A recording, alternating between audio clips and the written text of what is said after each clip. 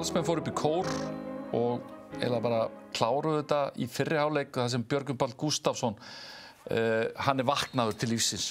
Eða kannski ósanngjarnt að segja það, en eftir Þýskalandsferðina þá hann búinn að vera rosalegur. Já, búinn að vera einmitt bara gríðarlega öflugur og sérstaklega myndi ég bara byrja þess að leikja. Þetta eru bara dauðafæri, þetta eru víti og hann einhvern veginn dregur algjörlega tennurnar úr þessu hákáliði á þessum fyrstu 10 mínútum, en eftir 10 mínútur þá er staðan orðin 6-1 og Bjöggi búinn að verja hornafæri, búinn að verja víti, hraðaplaup, komin í gírinn sem einhvern veginn að koma boltanum fljótt í leik sem að gefur Völsurunum auðveld mörk, þannig að hann er algjörlega farin að finna lyktina eða það er að koma í janúar, sko. Þetta er svona Jólabjöggi.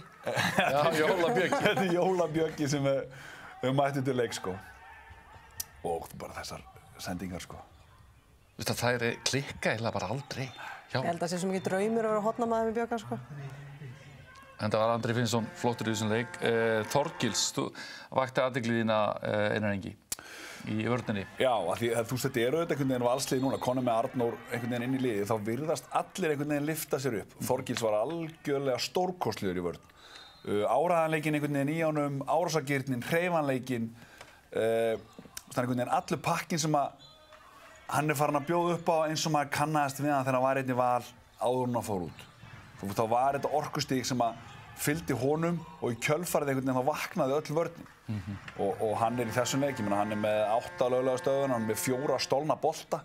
Þannig að hans framlag þarna er gríðarlega öflugt og vinnusemin aðdáunarverð.